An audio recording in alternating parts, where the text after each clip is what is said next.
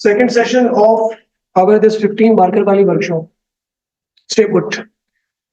बेटा अभी तक हम इसको कोड कर चुके थे यहाँ तक और मैंने कहा था कि इसके नीचे आपको एक चीज और भी लिखनी है.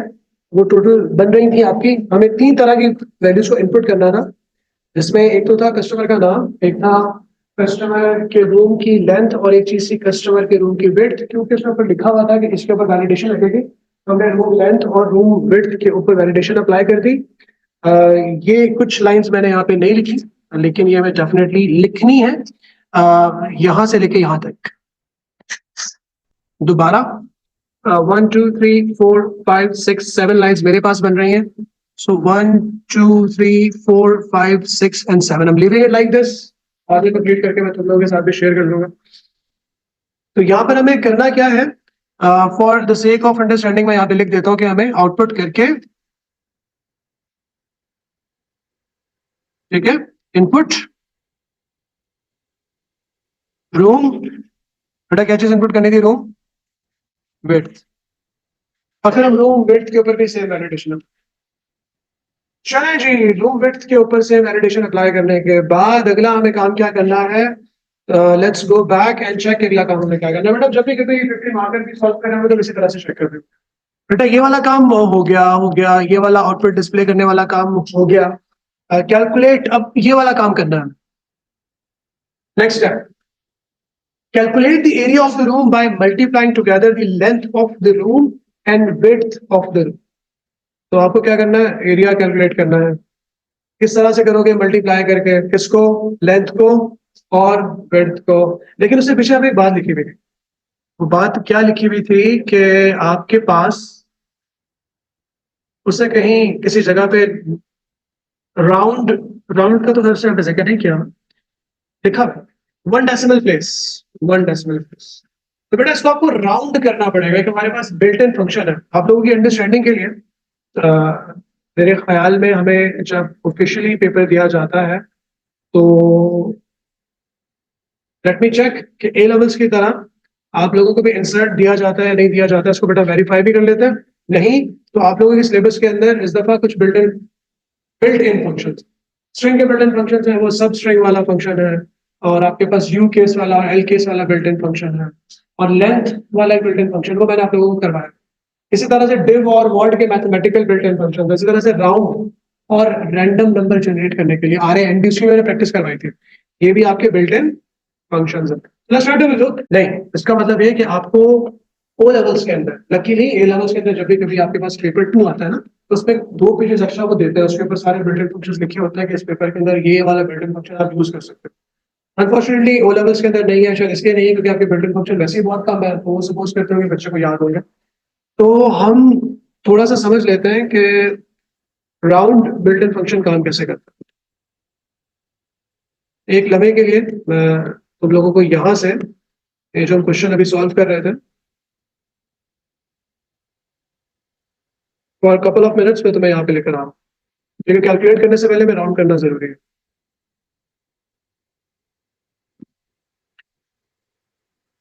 हम एक पिक्चर और ले लेते हैं. बेटा किसी को राउंड बिल्ट इन फंक्शन पहले से आता है? तुम्हें तो आता होगा, नहीं आता? आता? अच्छा चलो हमें बताना है कि आंसर क्या होगा. अगर मेरे पास एक वेरिएबल है x और उसमें मेरे पास वैल्यू स्टोर है 15.745 और मैं यहां पे लिखता हूं y assign to round built in function हम यूज करते हैं, और यहां पे हम लिखते हैं x और यहां पे लिखते हैं 1. तो y में क्या स्टोर, क्या नहीं, round down to 1 decimal place कर रहे हो, 5.7 15.7 हाँ 1 डेसिमल क्वेश्चन के साथ. हाँ ये देखो कॉमा 1.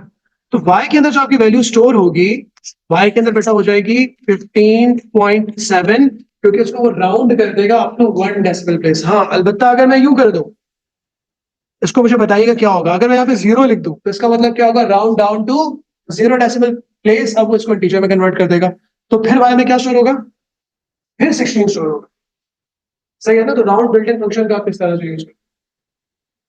इस स्ट्रैटेजी को यूज करते हुए अब हमें यहाँ पे ये वाला काम करना है, calculate the area of the room by multiplying together length. हमने लेंथ को वैलिडेट कर लिया, हमने विड्थ को वैलिडेट कर लिया। अब ये राउंड वाला चक्कर बेटा 15 मार्कर के अंदर क्यों होगा? क्योंकि उसने पीछे क्वेश्चन के अंदर यहाँ पे बोला था, बड़ा बड़ा करके यहाँ पे लिखा हुआ था 1 डेसिमल प्लेस करना पहले आपको। तो कैलकुलेट करने से पहले इसको 1 डेसिमल प्लेस करोगे, फिर आपस में इसको मल्टीप्लाई कर दोगे। तो अब हम इसको यहाँ पे इस तरह से लिखने के लिए, ठीक है, हाँ वो अगले स्टेप पे एरिया को भी राउंड डाउन करेंगे, तो उसने लिखा हुआ है कि एरिया को आपको round down to nearest whole number करना है, तो वो फिर हम राउंड का बिल्ट इन फंक्शन लगा के कॉमा 0 लिखते हैं, सही। अच्छा, तो एरिया को कैलकुलेट करो भाई। एरिया को कैलकुलेट करने के लिए हम क्या करेंगे बेटा, राउंड का बिल्ट इन फंक्शन, इसके अंदर आ जाएगी रूम लेंथ, इसको आपने नियरेस्ट जो है उसके ऊपर क्या कर लिया, राउंड कर लिया, उसको आपने मल्टीप्लाई कर दिया किसके साथ, राउंड करके रूम विड्थ के साथ, इसको भी आपने क्या कर लिया, नियरेस्ट। नहीं, एक लाइन में लिख दो, मेरे पास है, मेरी राइटिंग थोड़ी बड़ी बड़ी, एक लाइन में लिखो तुम अच्छी तरह, छोटा छोटा करके, बहुत अच्छी बात है। तो गलती से मेरा अगली लाइन के अंदर जा, तुम चाह रहे हो कि पहले राउंड करके रूम लेंथ को बंद करके इसको किसी और वेरिएबल में स्टोर करें।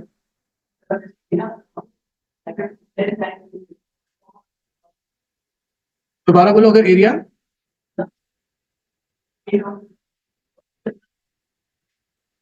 नहीं नहीं यार देखो, राउंड का जो बिल्ट इन फंक्शन है ना, उसके ब्रैकेट में तुम एक तरफ वैल्यू दोगे, कॉमा लगा के बताओगे कि कितने डेसिमल प्लेसेस आपको उसको राउंड करना है। तो जो राउंड का बिल्ट इन फंक्शन है उसका अपना एक स्ट्रक्चर इस तरह से, you have to give it a value and then you have to tell how many number of places, how many number of decimal places। तो ये राउंड का स्ट्रक्चर होगा, सब स्ट्रिंग का फंक्शन होगा, जो आपका बिल्ट इन फंक्शन है उसके 3 पैरामीटर्स है, तो ये 2 पैरामीटर्स है राउंड के बिल्ट इन फंक्शन के। एक तरफ लिखोगे किसके ऊपर अप्लाई करना है, कॉमा लगा के कितना अप्लाई, तो ये 2 चीजें इस तरह से लिखो। इसमें तुम्हारे पास रूम लेंथ में अगर पीछे उसने 35.552 भी लिखा होगा ना, तो वो राउंड डाउन होकर 1 डेसिमल प्लेस हो जाएगा, ये चीज होगी। उसके बाद नेक्स्ट है, तुम्हें इस एरिया को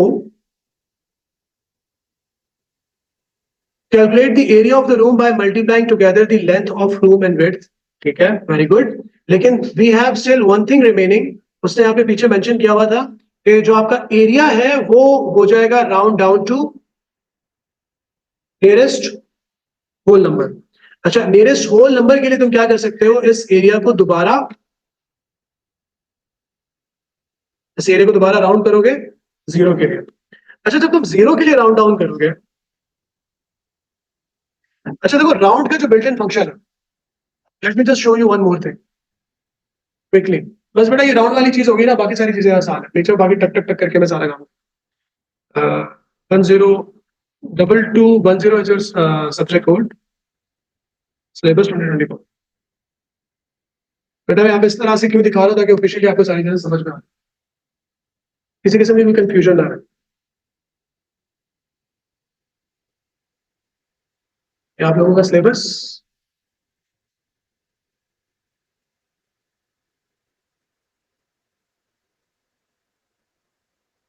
राउंड का बिल्ट इन फंक्शन,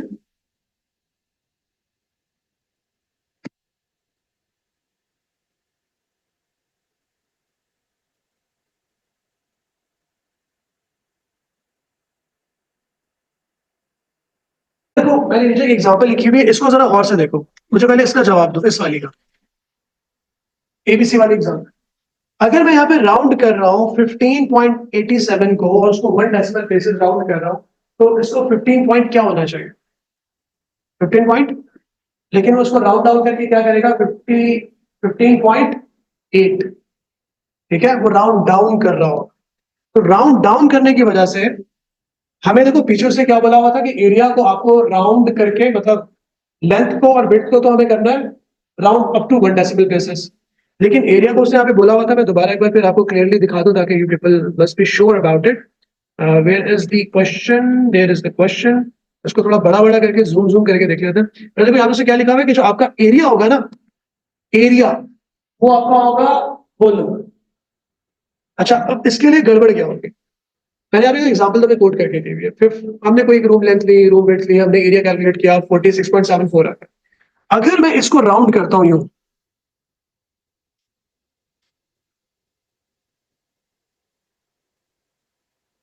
और इसको मैं किसी भी वेरिएबल में स्टोर कर देता हूं, तो दोबारा लेट्स सपोज एरिया के अंदर ही स्टोर कर देता हूं इसको।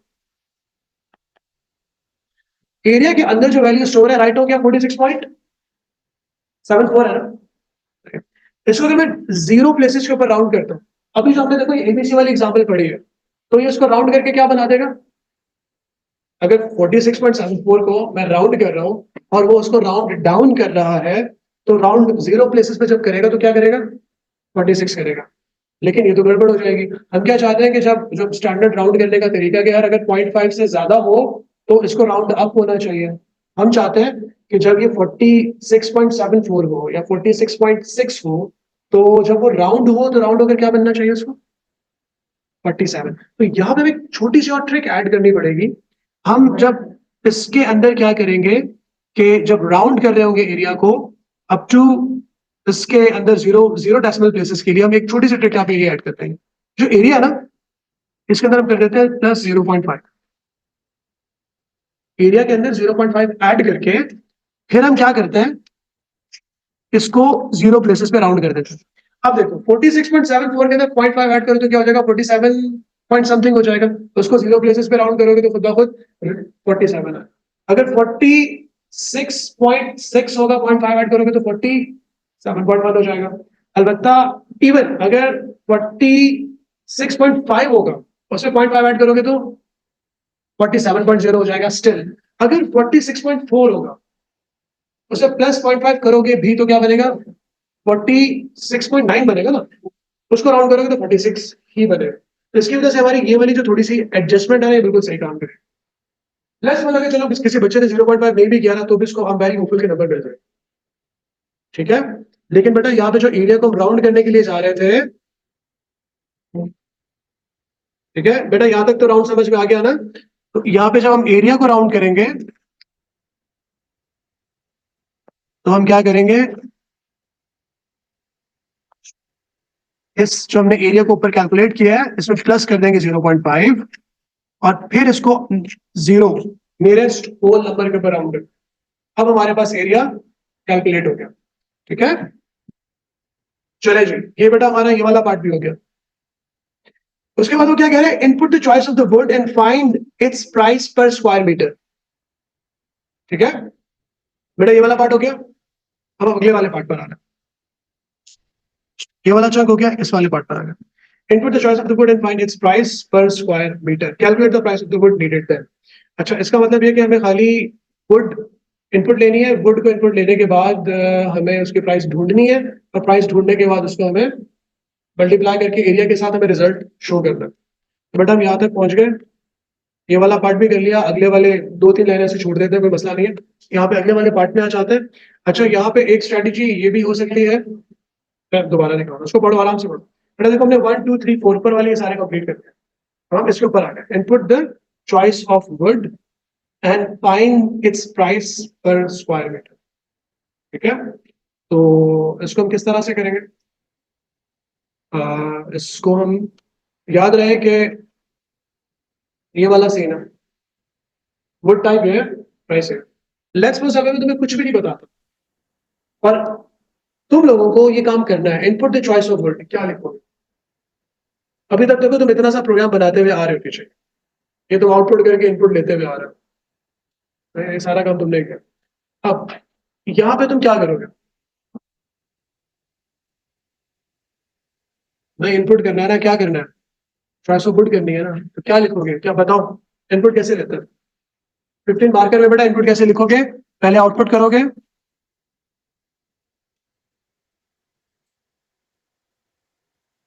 Enter your price. अगर आप चाहो तो यहाँ पे एक चीज को ऊपर आप खूबसूरत कर सकते हो, press enter your choice, 1 for laminate, 2 for pine, 3 for oak. तो ये तुम इस लंबे से अपने मैसेज के अंदर ये चीज भी डिस्क्रिप्शन लिख सकते हो। प्रेस 1 और टाइप 1 और enter 1, inter your choice, comma लगा के You can make it better. One for laminate, two for fine, three for oak. ठीक है, तो ये तुम्हारा थोड़ा सा मीनिंगफुल आउटपुट होता है। उसके नीचे इनपुट ले लो।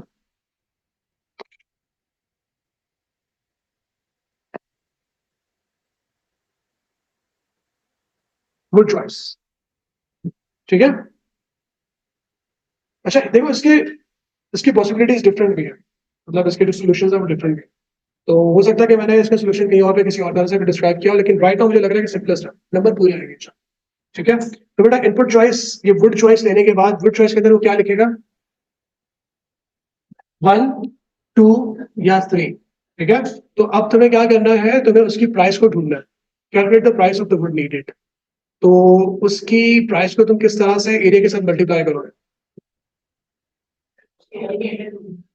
तो एरिया की इंडेक्स के साथ मल्टीप्लाई कैसे करोगे, calculate the price of would. तो आप आपकी एरे का नाम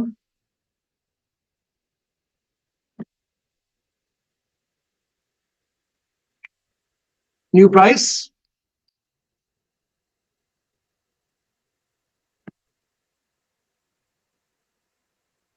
बेटा प्राइस एरे को यूज करोगे क्या, ये लो मैं हटा देता हूँ, लगा दोगे तो भी चलेगा, हटा दोगे तो भी चलेगा। ठीक है, would choice multiply by area. बेटा जिसको ये समझ में आ गया ना, समझ लो उसको सारा 15 मार्कर समझ में आ गया। देखो आपने वुड चॉइस इनपुट ली, वुड चॉइस के ऊपर तुम यहाँ पे वैलिडेशन भी लगा सकते हो। जब तुमने इनपुट चॉइस वुड चॉइस यहाँ पे लिया आउटपुट करके, तो उसने यहाँ पे किसी जगह पे इसके ऊपर वैलिडेशन लगाने का बोला। अगर आप चाहें तो जैसे मुझे बताओ, अगर वुड चॉइस के ऊपर तुम वैलिडेशन लगाओगे क्या लगाओ, वुड चॉइस किसकी और किसके दरमियान होनी चाहिए, 1 और 3 के। तो if you want you can include a validation check input wood choice लेने के बाद, while wood choice less than 1 और wood choice greater than 3 output error, और दोबारा तुम उससे क्या करोगे, फिर इनपुट ले लोगे। ठीक है, तो ये काम भी कर सकते हो। तो वैलिडेशन लगाने के बाद भी तुम ये न्यू प्राइस कैलकुलेट कर सकते हो। अच्छा तुमने प्राइस कैलकुलेट कर ली, प्राइस कैलकुलेट करने के बाद तुम्हें अगला काम क्या करना है, इसके बाद कैलकुलेट इनपुट आपने ले लिया पर स्क्वायर मीटर, और उसके बाद हमें उसको calculate the price of the wood needed. अच्छा वुड नीडेड कैसे फाइंड आउट करोगे,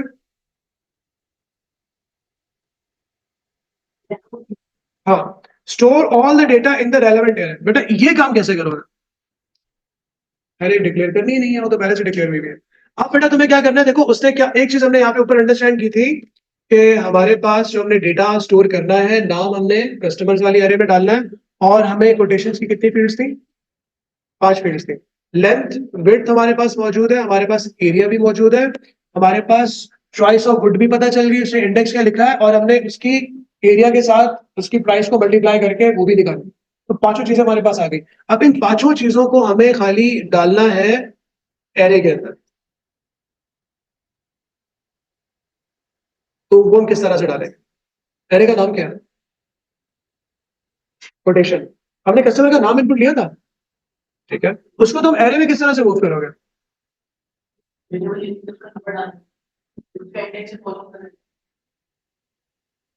और इसकी जो कोटेशन वाली एरे है उसके अंदर किस तरह से लिखोगे। हमारे टोटल जो नंबर ऑफ क्या कहते हैं उसको, कस्टमर्स है वो कितने हैं, और हमारी इसी तरह से कोटेशन कितनी बनेगी, 100 बनेगी। ठीक है, इसका मतलब ये है कि हमारे पास हमें एक चीज बेटा और करनी पड़ेगी। बेटा हमने सबसे टॉप पे क्या किया था, न्यू कस्टमर किया था, न्यू कस्टमर को हमने ट्रू किया था, और उसके ऊपर हमने रन किया था। देखिए पहली दफा चलेगा, तो पहली दफा पहला कस्टमर आएगा तो हमारा कस्टमर नंबर क्या हो जाएगा, 1 हो जाएगा। तो हम स्टार्टिंग से यहाँ पे एक चीज ले लेंगे,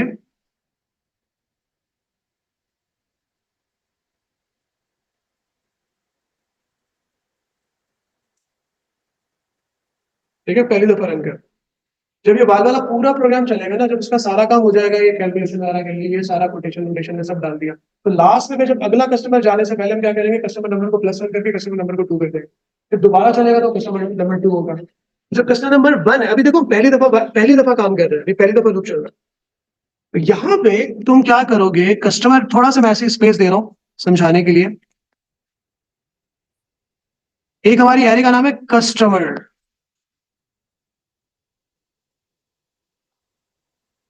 उसके लिए कस्टमर नंबर को 0 ले लो पहले, 0 ले लो, फिर ऊपर +1 लिख दो। ज्यादा अच्छा ना कि 1 लिखो, जब पूरा तुम्हारा वाल का लूप चल जाए, नीचे कस्टमर +1 कर दो, एंड वाल के बाद ऊपर जाने से पहले। नहीं नहीं मेरे भाई, देखो ना चंदा, देखो मैंने लिखा हुआ क्या है, कस्टमर नंबर वाइल लूप से ऊपर इनिशियलाइज किया, एंड वाल के बाद। सही है ना?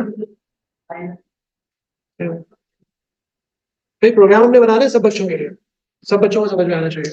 मेरा कस्टमर नंबर 1 था, तो कस्टमर जो आपकी एरे है, कस्टमर नंबर, बेटा कस्टमर नंबर में अभी क्या है हमारे पास, 1 है। ठीक है, तो ये कस्टमर्स की जो हमारी एरे है, तो मैंने एरे यूं बना के रखी हुई है यहाँ पर। सबसे पहले लेट्स सपोज हमने नेम फॉर्म करके इनपुट दिया था असफर का, तो हमने उसको कस्टमर कस्टमर नंबर राइट हो गया हमारे पास 1, तो कस्टमर्स एरे, कस्टमर्स की कस्टमर नंबर के अंदर क्योंकि 1 है, तो वो सबसे पहले कस्टमर्स 1 के अंदर असफर को स्टोर कर देगा। तो हमने उसके लिए कौन सा वाला वेरिएबल लिया हुआ था, यहाँ पे प्रॉम्प्ट करके कस्टमर नेम। जो कस्टमर नेम के अंदर तुमने जिस भी बंदे का नाम लिखकर स्टोर किया हुआ है ना, इसको तुम क्या करोगे, यहाँ पे स्टोर कर दोगे।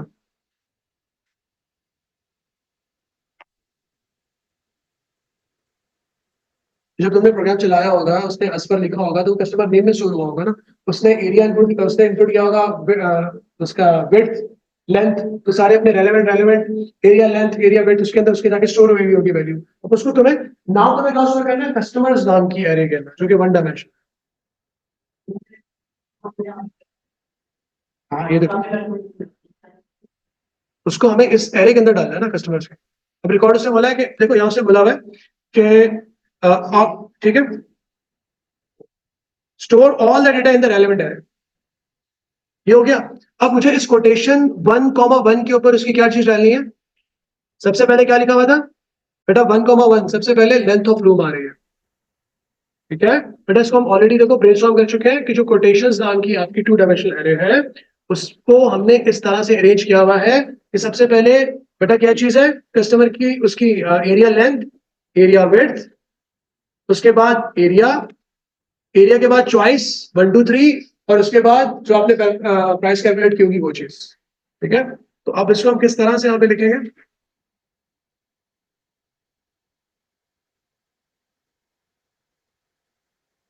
आपने नेम स्टोर कर दिया बेटा, कोटेशन वाली, अब थोड़ा सा मजबूरन मैं यहाँ पे पीछे जा रहा हूँ, ऐसे इंडेंटेशन खराब नहीं होनी चाहिए। कोटेशन हमारी इस 2 डायमेंशनल एरे का नाम है बेटा, इसके अंदर कॉमा लाजमी लगेगा। सबसे पहले कस्टमर नंबर,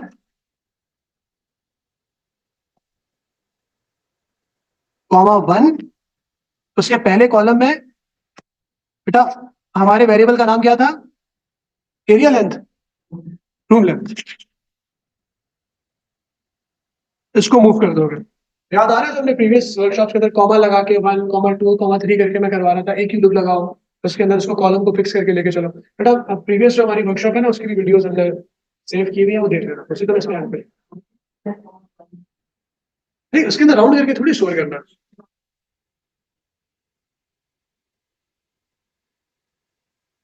एरिया वो तो उसने, अच्छा चलो ठीक है, चल मेरा भाई,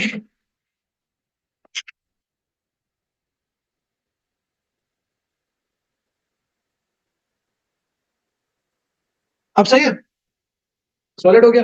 चलिए जी, उसके बेटा आप बाकी समझ गए होंगे कोटेशन।